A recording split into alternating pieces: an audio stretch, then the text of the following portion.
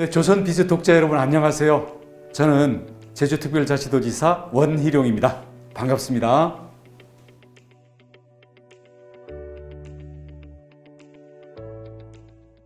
코로나 때문에 아무래도 여행이 제한되고 있잖아요. 그래서 제주도에 하루 들어오는 관광객이 많을 때 4만 명대까지 왔었는데 요즘은 15,000명대까지 거의 3분의 1 토막이라고 보시면 돼요.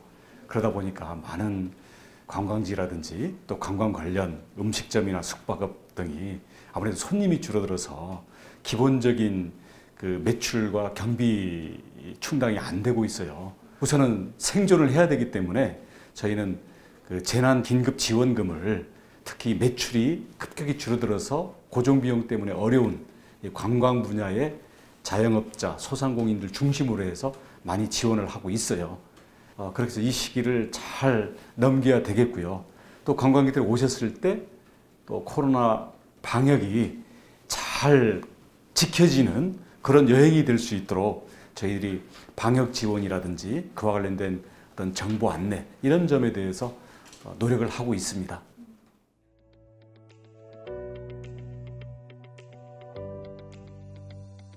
우리 도민들과 국민들이 이제 제일 걱정하고 바라는 게 제주의 청정 자연은 잘 지켜지면서 또 거기에서 관광객들이 좀 쾌적하게 그리고 편리하게 여러 가지 활동을 할 수 있으면서도 뭔가 다른데 어디나 있는 어떤 흔해 빠진 그런 내용들이 아니라 뭔가 제주만의 좀 가치로운 게 있었으면 좋겠다 이런 거거든요. 사실 이걸 다 갖추면 좋겠지만 쉽지 않은 거겠죠. 근데 예를 들어서 저희가 쾌적하고 컨텐츠가 좋은 것을 만드는 것은 하다가 좀 시행착오를 겪어서 좀 부족한 거는 다시 해도 되는데 자연은 한번 망치면 되돌이킬 수가 없잖아요. 그런 점에서 이것은 우리가 똑같은 저울로 잴 수는 없다.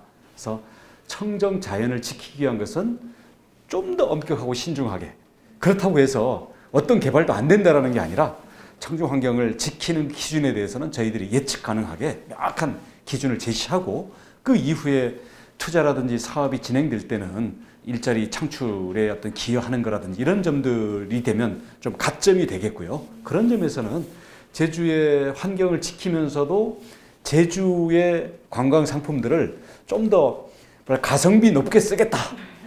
이런 마인드를 가지신 투자자들이라면 큰 근본적인 어려움은 없을 겁니다.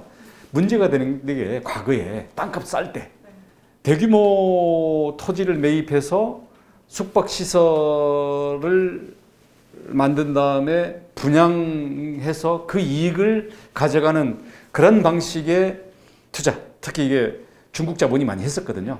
이 부분이 안 된다는 것은 이미 제가 도지사로 취임한 2014년 취임 한 달 만에 벌써 선언을 해가지고 대부분의 사업을 정리를 했어요.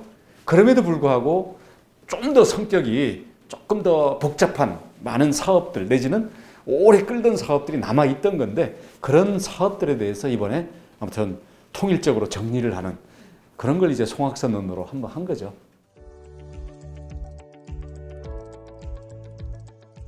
저희는 이것을 적극 유치하고 그것을 우리 적극 추진해온 입장이기 때문에 저희는 도민들의 찬반 의견들이 있지만 이런 부분들을 원만하게 문제점들에 대해서는 이해시킬 거 이해시키고 또 타협할 거 타협하면서 우리는 원만하게 추진을 해야 된다라는 생각입니다. 그게 어떤 결과가 나오든지 간에 저희는 그것을 참고 자료로 국토부에 전달을 할 겁니다. 의견 수렴이라는 절차는 거기까지 저희가 할 일이고요. 그것을 가지고 뭐 결과가 어떻게 나오든지 간에 정책 결정을 어떻게 할지 이것은 기본적으로는 국토부의 국책사업 결정권자 그리고 사업을 시행할 국토부의 기본적인 권한이고 책임에 달려있는 일입니다. 그래서 현재로는 뭐 어떻게 운영할 거냐 이런 것은 공항을 지은 다음에 약간의 변경 여지가 있는 거기 때문에 그 부분은 뭐 지금 확정적으로 결정할 필요는 없고요. 대신에 제2공항을 어느 규모로 뭐 할지라든지 뭐 이런 부분들에 대해서는 그건 정해져야 되는 거잖아요. 왜냐하면 그건 하다가 바꿀 수가 없기 때문에. 그래서 그런 가장 근본적인 그 계획에 대해서 확정지어서 공고를 해야 되는데 지금 그 막바지 단계에 있는 거죠.